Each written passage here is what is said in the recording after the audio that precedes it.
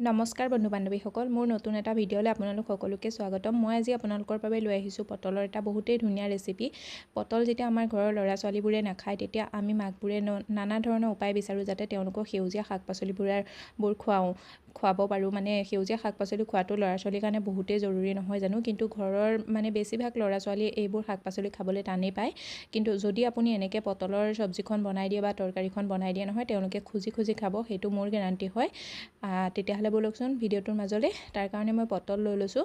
পটলটো নিজৰ হিচাপ অনুসৰি 4-5টা যিমান লৈ ল'ব, আৰু পটলৰ লগতে এটা কেঁচা আলুও লৈ লৈছোঁ, মিডিয়াম চাইজৰ আলু হয়।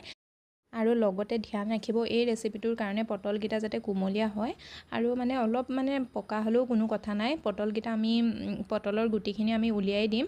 আৰু যদি আপোনালোকে এইটো গুটি সতি বনাব বিচাৰে, ল'ৰা ছোৱালীয়ে গম পাই যাব। আৰু যদি গুটি সতি বনাব বিচাৰে, এনেকৈ যদি পটলকেইটা কদ্দুকছ কৰিব টান পায়, তেতিয়াহ'লে এইটো একদম মিক্সাৰত গুড়ি কৰি ল'ব, মিক্সাৰত পিচি পেলাই। কিন্তু মই আজি এনেকৈ কদ্দুকছ কৰিয়ে বনাইছোঁ। কদ্দুকছ কৰোঁতে মই পটলৰ গুটিকেইটা মাজে মাজে উলিয়াই দিছোঁ, কাৰণ গুটিকেইটা থাকিলে মোৰ ল'ৰাটোৱে গম পাই যায়। সেইকাৰণে আৰু মই স্পেচিয়েলি তাৰ কাৰণেই বনাইছোঁ, সি যাতে গম নাপায় আৰু ভালদৰে খাই লয়।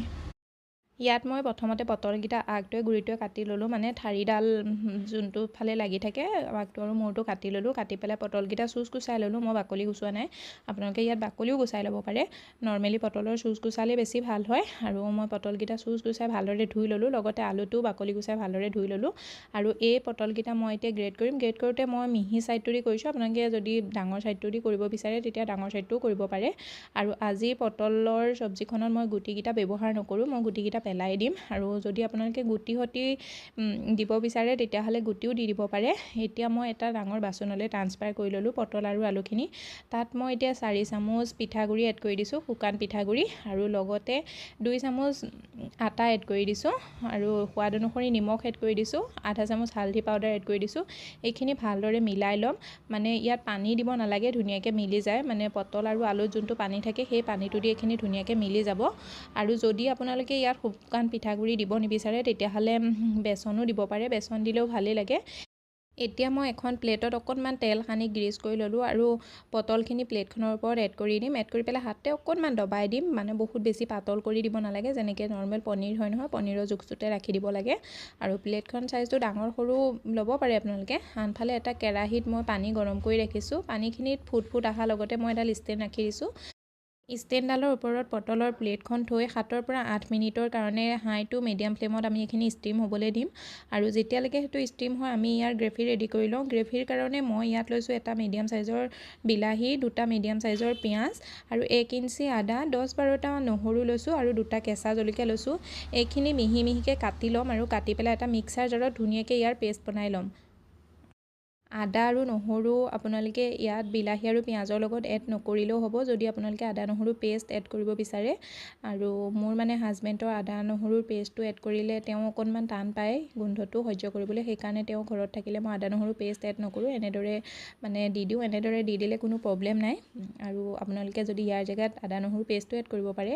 আনফালে এটা কেৰাহীত 2 চামুচ সৰিয়হৰ তেল গৰম কৰি লৈছোঁ। তেল আপোনালোকে যি ব্যৱহাৰ কৰে তাকেই ইউজ কৰিব পাৰে। তেলটো গৰম হোৱাৰ লগতে 1 চামুচ জিৰা এড কৰি দিছোঁ সৰু চামুচেৰে, আৰু লগতে এটা তেজপাত ভাঙি পেলাই এড কৰি দিছোঁ। আৰু জিৰাটো ফুটি যোৱাৰ লগতে যোনখিনি আমি বিলাহী আৰু পিঁয়াজৰ পেষ্ট বনাই থৈছিলোঁ সেই পেষ্টটোও এড কৰি দিছোঁ। বিলাহী আৰু পিঁয়াজৰ পেষ্টটো এড কৰাৰ লগতে ইয়াত নিমখ এড কৰি দিছোঁ সোৱাদ অনুসৰি, বা আধা চামুচ।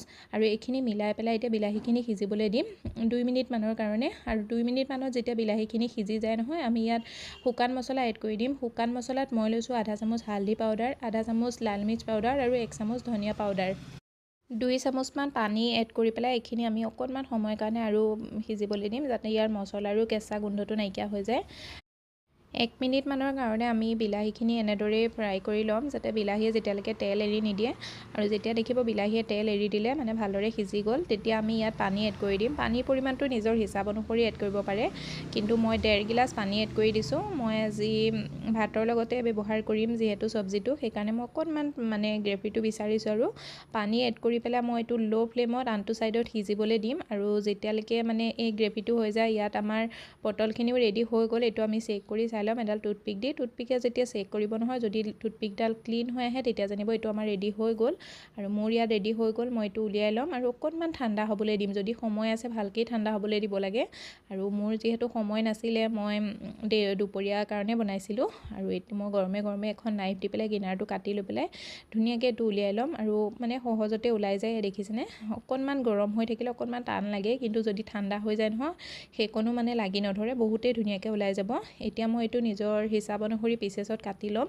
ইয়াৰ পিচটো সৰু ডাঙৰ নিজৰ হিচাপত কৰিব পাৰে। মানে নৰ্মেল মই পনীৰৰ চাইজতে কৰিছোঁ, আপোনালোকে যেনেকুৱা চাইজত কৰিব বিচাৰে, কাটিব বিচাৰে তেনেকুৱা চাইজতে কাটি ল'ব পাৰে। বহুতেই ধুনীয়া লাগে এই পটলৰ চব্জিখন খাবলৈ। আৰু ইয়াত দেখিছেনে ইয়াৰ পিচটো কিমান ধুনীয়া হৈছে নহয়। এই পিচটো আপোনালোকে এনেকৈও খাব পাৰে, এনেকৈ পেলাই যদি নৰ্মেল চাহৰ লগত খাই নহয় তেতিয়াও বহুতেই টেষ্টি লাগে। কিন্তু মই আজি অকণমান টেষ্টি কৰিবৰ কাৰণে চব্জি বনাইছোঁ, যিহেতু মানে চব্জিটো বনালেও আপোনালোকে এই প্ৰচেছটো কৰা ইমান জৰুৰী নাই। কিন্তু মই অকণমান বেছি টেষ্টি লাগিবৰ কাৰণে মই কি কৰিছোঁ, 1 চামুচেই তেল গৰম কৰিছোঁ। 1 চামুচ তেলত আমাৰ গোটেইখিনি পিচেছ ফ্ৰাই হৈ যাব। আৰু মই এইখিনি অকণমান ফ্ৰাই কৰি ল'ম। যেতিয়া ফ্ৰাই কৰি ল'লে মানে একদম পূৰা পনীৰৰ নিচিনাই লাগে, ল'ৰা ছোৱালীয়ে অকণোৱেই গম নাপায়, মানে বহুতেই ভাল লাগে। কিন্তু যদি ফ্ৰাই কৰি নলয় তেতিয়াহ'লে মানে ইয়াত পটলৰ গোন্ধটো অকণমান আহি যায়। আৰু বেছি সময় নালাগে, অকণমান সময় ফ্ৰাই কৰি ল'ব লাগে, উল্টাই পুল্টাই পেলাই। ভিতৰৰ পৰা সিজিয়ে আছে, হাই টু মিডিয়াম ফ্লেমতে মই এইখিনি ফ্ৰাই কৰিছোঁ। আৰু ইয়াৰ কালাৰটো সলনি হোৱালৈকে ফ্ৰাই কৰি লৈছোঁ। ইয়াত দেখিছেনে কিমান ধুনীয়া লাগিছে। আৰু সেই 1 চামুচ তেলতে আমাৰ গোটেই পিচেছখিনি ফ্ৰাই হৈ গ'ল। আনফালে আমাৰ গ্ৰেভিটো ৰেডি হৈ আছে, ল' ফ্লেমত এইখিনি সিজিয়ে আছিলে। এতিয়া মই ইয়াত ফ্ৰাই কৰি থোৱা পটলৰ পিচেছকেইটা এড কৰি দিম। আৰু পটলৰ পিচেছকেইটা এড কৰি পেলাই 1 মিনিটমানৰ কাৰণে এইখিনি আমি ল' ফ্লেমতে সিজিবলৈ দিম। পটলৰ পিচেছকেইটা এড কৰি পেলাই ভালদৰে মিলাই ল'ম। আৰু ইয়াত যদি আপোনালোকে ইচ্ছা কৰে কচুৰি মেথিও এড কৰিব পাৰে, কিন্তু মই আজি এড কৰা নাই, মানে চব্জিটো এনেই ভাল হৈছে। আৰু মানে ইমান জৰুৰী নাভাবিলোঁ আৰু। আধা চামুচ গৰম মছলা এড কৰি দিছোঁ। গৰম মছলাৰ জেগাত আপোনালোকে যদি মিট মছলা খায় তেতিয়াহ'লে মিট মছলাও এড কৰি দিব পাৰে। বহুতেই ধুনীয়া লাগে খাবলৈ এইদৰে পটলৰ চব্জিখন। আপোনালোকক মোৰ আজিৰ এই ৰেচিপিটো কেনেকুৱা লাগিছে? যদি ভাল লাগিছে ভিডিঅ'টো লাইক কৰি দিব, শ্বেয়াৰ কৰি দিব আৰু চেনেলটো ছাবস্ক্ৰাইব কৰিবলৈ নাপাহৰিব। লগতে বেল আইকনটো প্ৰেছ কৰি দিব এনেকুৱা ভিডিঅ'বোৰ আগলৈও পাই থাকিবৰ কাৰণে। আৰু যোৱাৰ আগতে এটা ধুনীয়া কমেণ্ট কৰিবলৈ নাপাহৰিব। আপোনালোকে যদি কমেণ্টবোৰ কৰে নহয় তেতিয়া এনেকুৱা ৰেচিপিবোৰ আগলৈও আনিবলৈ ভাল লাগে মোৰ। আৰু এয়া আমাৰ চব্জি ৰেডি হৈ গ'ল। এই চব্জিটো আপোনালোকে ভাতৰ লগতো খাব পাৰে, ৰুটিৰ লগতো খাব পাৰে। মানে ব্ৰেকফাষ্টত নহয়, ব্ৰেকফাষ্টত বনাবলৈ অকণমান টান লাগিব। দুপৰীয়া ভাতৰ লগতো পাৰে বা ৰাতিৰ ভাতৰ লগতো পাৰে, বহুতেই ধুনীয়া হয়। এবাৰ ঘৰত ট্ৰাই কৰি চাব, আপোনাৰ ল'ৰা ছোৱালীয়ে সকলোৱে ভাল পাব। আৰু যদি ঘৰলৈ কেতিয়াবা আলহী আহে নহয়, আলহীক যদি আপুনি বনাই দিলে নহয়, তেওঁলোকেতো ধৰিবই নোৱাৰিব আপুনি যে এইটো নৰ্মেল পটল দি পেলাই বনাইছে। মানে ইমানেই ধুনীয়া হয় নহয় খাবলৈ, এবাৰ জৰুৰ ট্ৰাই কৰি চাব, মোৰ খাতিৰত কৰি চাব। আৰু যেতিয়ালৈকে ট্ৰাই নকৰে নহয় তেতিয়ালৈকে গম নাপায় মানে কেনেকুৱা হয়। মই যেতিয়া প্ৰথমবাৰ বনাইছিলোঁ নহয় বহুতেই বেছি ভাল লাগিছিলে আৰু মোৰ ঘৰৰ সকলোৱে খাইছিলে। কিন্তু মই ভাবিছিলোঁ মোৰ ল'ৰাটোৰ ভিডিঅ'টো দিম বুলি, কিন্তু সি দিবলৈ নিদিয়ে, সেইকাৰণে মই দিব নোৱাৰিলোঁ। আৰু লগতে এবাৰ যদি পটলৰ এই চব্জিখন আপোনালোকে বনাই পেলাই খালে নহয়, মোৰ ফ্ৰেণ্ড হৈ যাব আৰু মোৰ তাৰিফ কৰি থাকিব আপোনালোকে ইমান ধুনীয়া এটা ৰেচিপি দিয়াৰ কাৰণে।